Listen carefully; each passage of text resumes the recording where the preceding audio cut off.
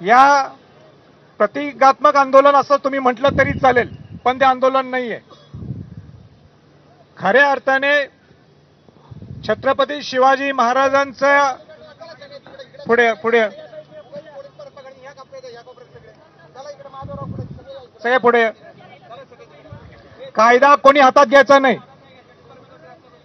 माझी पहिल्या दिवसापासून भूमिका ही आहे, कायदा कोणी हातात घ्यायचा नाही. आणि ज्या मागण्यासाठी आम्ही आलोय, जे 13 कोटी जनतेच्या समोर हा विषय घेऊन जायचंय, तो हेतूच आहे की कुठला कायदा न हातात घेता कायद्याच्या बाहेर जाऊन काही गोष्ट आपल्याला करायची नाहीये. आणि मी माझ्या बोलण्यातनं तुम्हाला ते दिसून येईल. गडकोट किल्ल्यांसाठी जे ते आपले जीवन स्मारक आहेत. शिवाजी महाराजांनी हिंदवी स्वराज्य जे निर्माण केलं, ते जीवन स्मारक जीवित राहावेत म्हणून माझा 15-20 वर्षापासून हा माझा प्रयत्न आहे.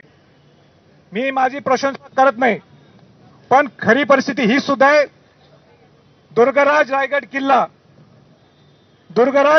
किल्ला याला सरकारला मी भाग पाडलं आणि तिथं रायगड प्राधिकरण स्थापन झालं आणि 75 वर्षात पहिल्यांदा आयुष्यात भारताच्या स्वातंत्र्याच्या नंतर रायगड किल्ल्याचं संवर्धन जतन सुरू झालं.